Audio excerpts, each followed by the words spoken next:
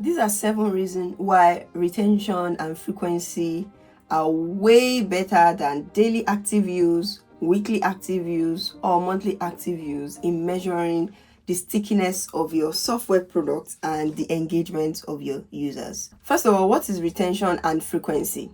Retention is basically a way of measuring how often users return to your product or a feature after their initial interaction, and frequency measures how often they come back over a specific period of time. But daily active use and monthly active use really just track the unique number of users that are engaging with your product on a daily, weekly, or monthly basis. That's all. Those are the differences between those two categories of reports. Now let's go into the reasons why I think retention and frequency is a better way of measuring the stickiness of your product. The first reason is, if you want to prioritize quality of engagement over quantity, you're going to stick to retention and frequency reports. And the reason is that a user may log in daily, but they just log in and perform shallow interactions, like maybe checking notifications, and that does not reflect a strong engagement. Daily active use, weekly active use, monthly active use focus on the number of users that are just interacting with the product within that time period. It doesn't really reflect the depth and quality of those interactions. But if you're looking at retention and frequency report, because those reports inherently take into account how many times the users return after that first interaction, that indicates interest. That also indicates some depth of engagement. And because we're looking at how long and how often they stay back, it means that the users probably make a conscious effort to come back to the product after that first interaction versus how many people interact within a given period of time. The second reason is because you want to capture the intent and habit formation over just passive fleeting interaction.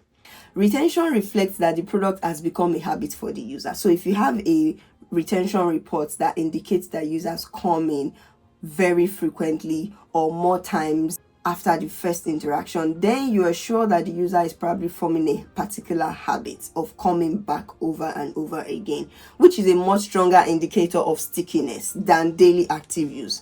So a user that is returning to the product at regular intervals, that reflects a positive association with the product, and that also kind of indicates that the user is making the choice, forming the habit, and that it is kind of integrated into their routines or their workflow. So when you use retention to track how effectively the product is fostering habits, that is way better than looking at how many people are coming into the product in a weekly, monthly, or a daily basis. The third reason is, if you want to focus on long-term growth indicators, then you should be looking at retention and frequency. Daily active use, weekly active use, or monthly active use, they could fluctuate or they could change, and they could be different users that are coming in on different days, weeks, or months. So it doesn't give you an idea of the growth indicators or focus on longer term indicators. They don't offer insight into long-term growth or the overall health of your user base. But retention, especially if you're looking at it based on different cohorts, like tracking users that sign up at the same time or users that carry out an action at the same time, it reveals whether the product is improving or keeping users over time, and it gives you an idea of product market fit. Product market fit basically means that you have a product that fits the market because the market continues to come back over a period of time. But you don't get that kind of information just from daily active use, because again, those are fleeting interactions, and daily or weekly or monthly active use does not tell you how many of these users are actually actively coming back. So prioritizing retention over daily active use basically demonstrates that your product has the ability to adapt and grow, and it meets the evolving needs of your users if they keep coming back. The fourth reason is, retention strongly correlates with customer lifetime value.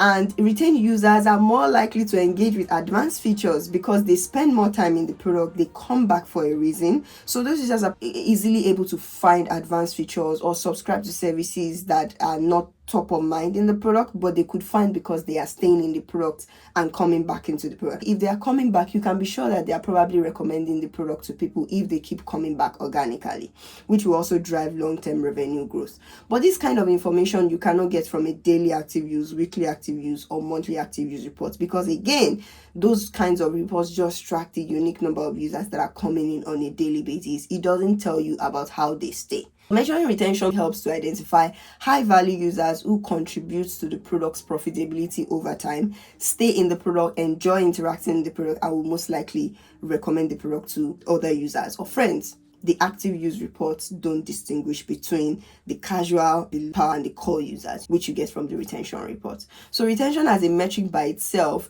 it can directly tie into monetization strategies, because you know your power user and you can leverage those power users to increase the customer lifetime value and also the referral rate in the product, which will help with business growth and indicates user satisfaction. The fifth reason is because retention reports gives you more actionable insights for product development than the active use reports, because retention reports offer very clear feedback loops for product development, because they directly correlate with the features or the parts of the product that have positive correlation with longer term user experience. You can easily see the features in the product that people keep coming back for, and that is a good feedback loop into the product to see how you could leverage those features. So while those active use reports show that people are engaging over the period of time, the retention metric provides the insight into why they return and how they return over a period of time for you to leverage on. So product teams can make use of information or the data from retention reports to make some more informed data-driven decisions on the power users or leverage on the power features that users keep coming back for. The other reason is that it's important for us to measure frequency in context. Frequency paired with retention really offers a more nuanced view of user behavior.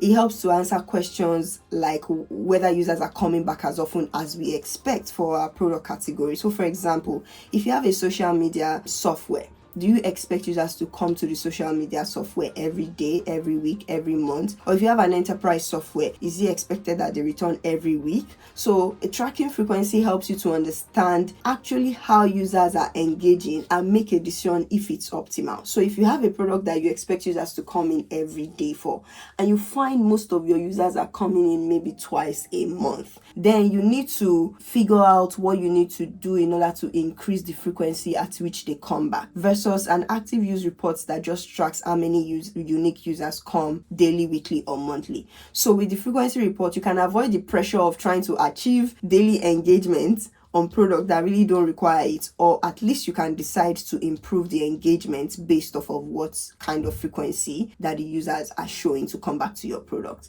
Either way, it's fine. It's just information for you to make a decision and ensure that your product is delivering value at the right interval. The seventh reason is just because you want to avoid vanity metrics and vanity signals, because daily active use, weekly active use, or monthly active use reports can be skewed by marketing campaigns or seasonal spikes or one-time events that can give you those spikes in those days or weeks or months where those inorganic events take place. But retention rate looks at a time period, like a 30-day period or like a 7-day period, and it provides a more nuanced and sustained engagement information in the long term versus those spiked engagements that makes those specific days go off. Retention and frequency avoids the pitfall of those short-term spikes in usage and emphasizing ongoing engagement and stickiness, so that we don't focus on vanity metrics and signals that were induced inorganically. Over time, those signals are going to even out on a retention report, which they never even out on the daily active use, weekly active use, or monthly active use report. I hope these 7 points have helped us to understand why products need to evolve from looking at the active use reports and lean more into retention and frequency reports as a way of measuring the stickiness of your products and if people really, really love your product. I hope this helps you make a good product decision. I'll catch you next time.